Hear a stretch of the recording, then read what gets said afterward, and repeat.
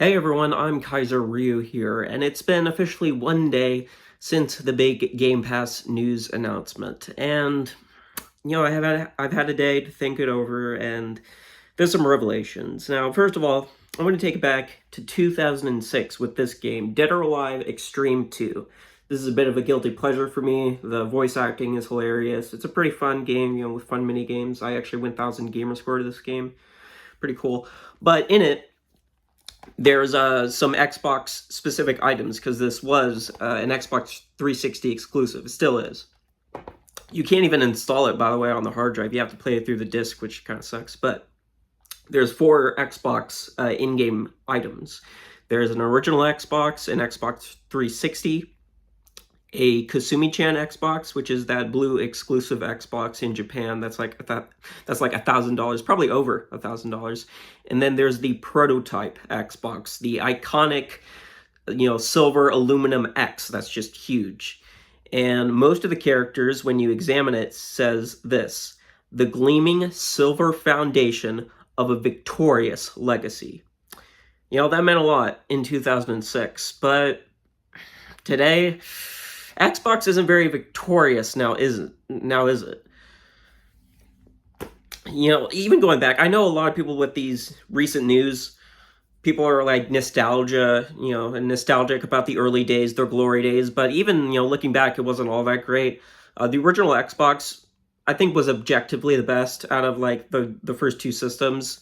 He had a great library of games, it worked well. But it was, a little bit of a financial failure for Xbox. I mean, Xbox lost $4 billion from the original console. And then there's the 360, which at this point I'm tired of people just like nostalgia, the nostalgia goggles over it. No, it was a broken piece of shit until about 2010 when the Xbox 360S came out, and then it actually worked.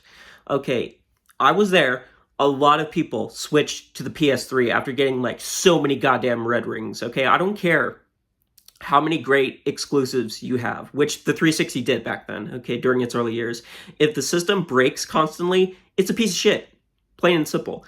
Even myself, I switched to the PS3 early on, and I didn't end up getting a 360 back until the S model released, in 2010. So even then, I think it was a bit of a piece of shit. It got great later on, but I thought, it was subpar. And then the Xbox One came out. That also was a flop at first, but I think it got much better over time with backwards compatibility and the introduction of Game Pass, which was Xbox's big innovation during that time. They were the first company with that huge, successful subscription service. And then the Xbox Series X, which, I stand by, I think is the best console Xbox has made. It has, backwards compatibility with 4 generations, great catalog of games. They play great. Obviously, not every game is compatible, but at least for 360, most of the stellar games are on there. It's great.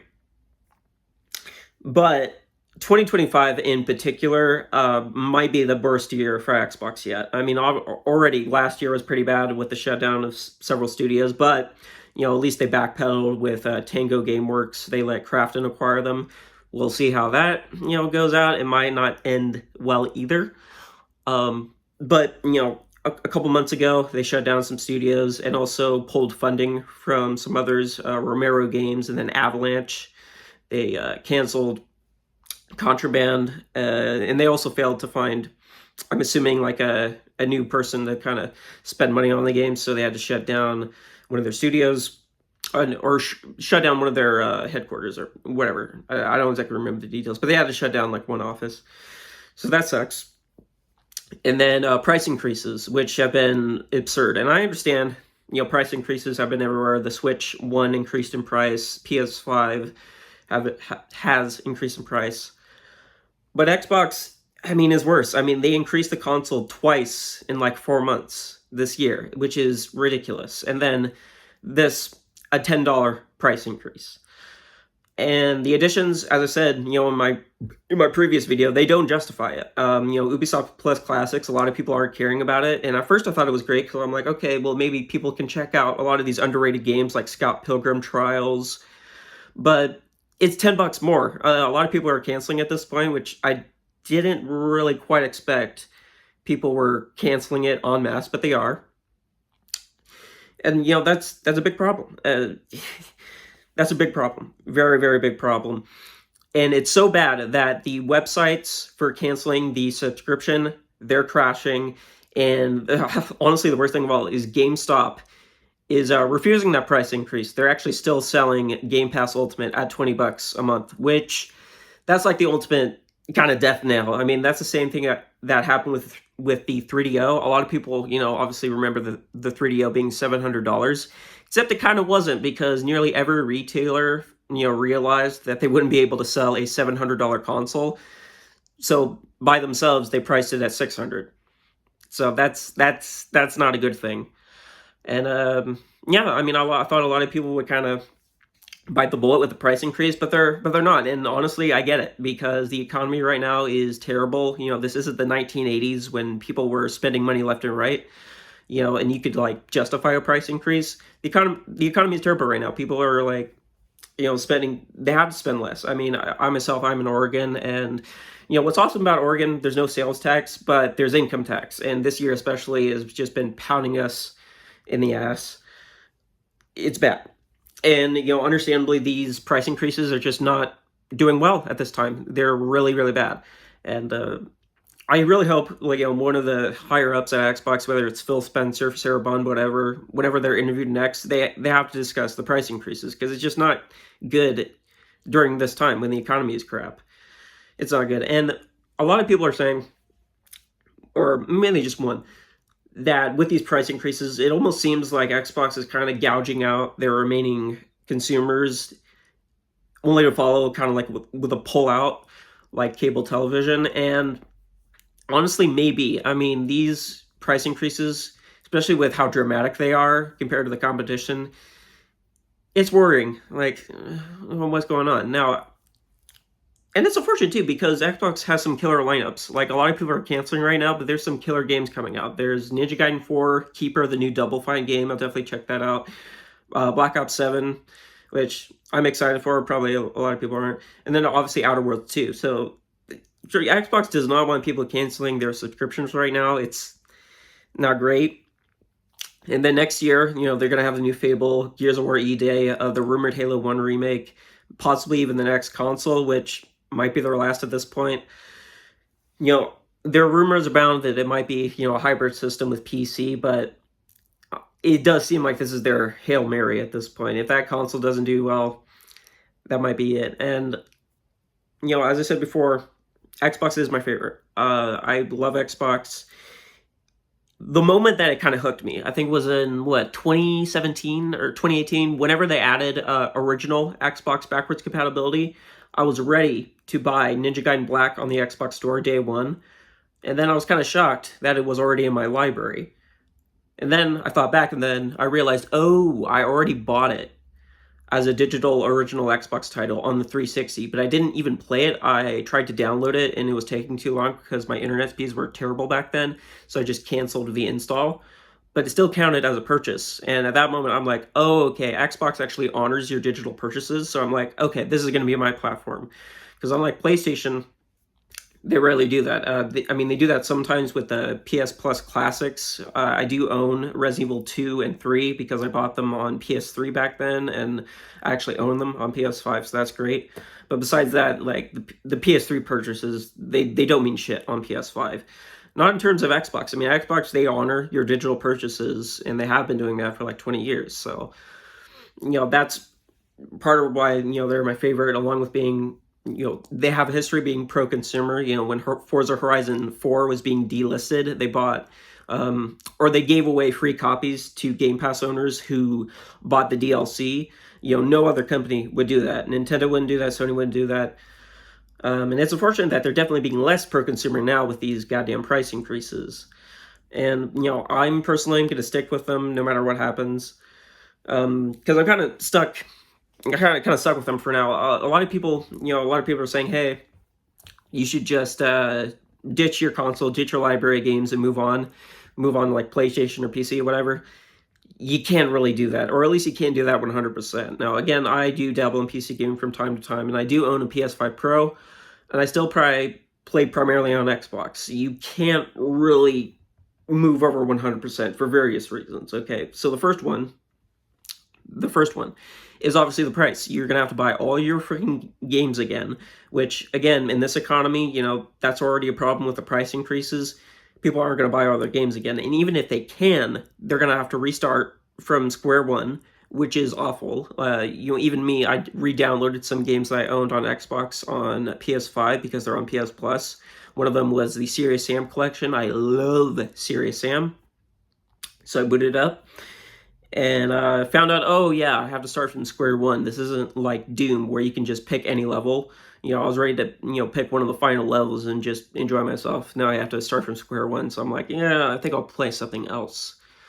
The second thing, well, that was the second thing, your progress. The third thing is your achievements. That means a lot. I have nearly 300,000 gamer score on Xbox. I have around 295K right now.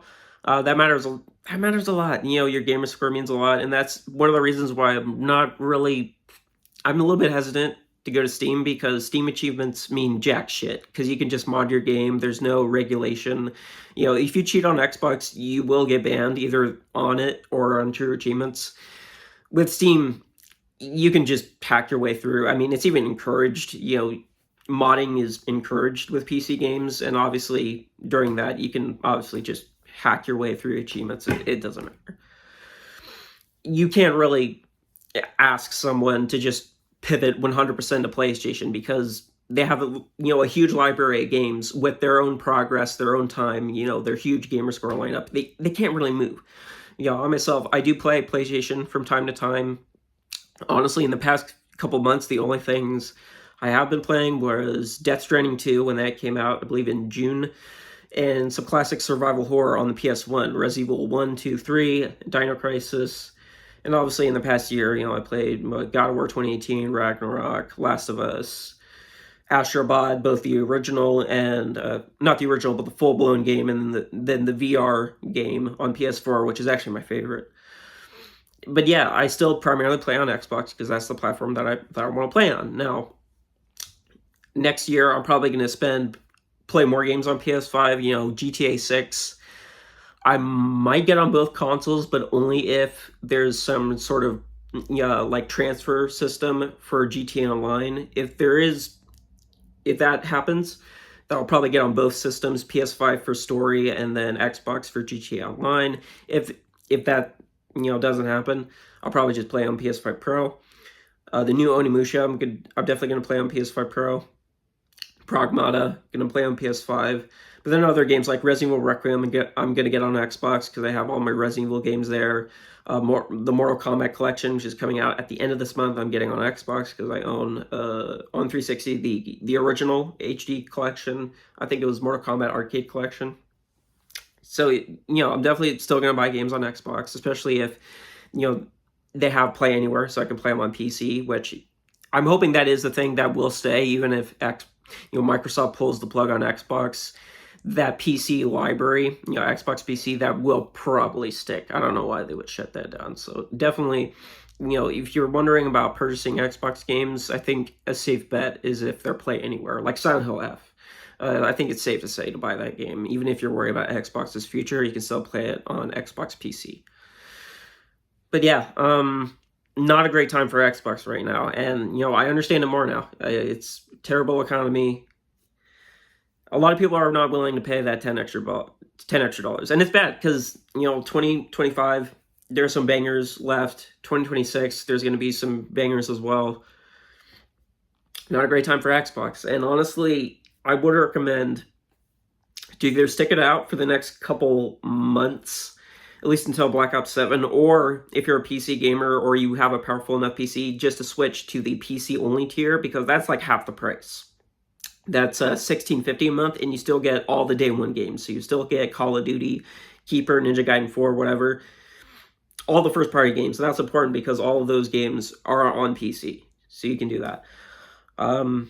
Yeah, not a great time for Xbox. And it's unfortunate. This is a really bad time for Xbox. And they might, to be fair, they might pivot. Like either today or tomorrow, they might say, hey, no, we're dropping down the price. And they might have to, because there's way more people canceling than I thought. I thought people would, stick with it. Not so much. People, especially in this economy, they can't afford it. And it's unfortunate. It's a bad time for Xbox, and it seems like a lot is riding on that next console. That hybrid system. They kind of need to nail it at this point, because if it fucks up, that's it.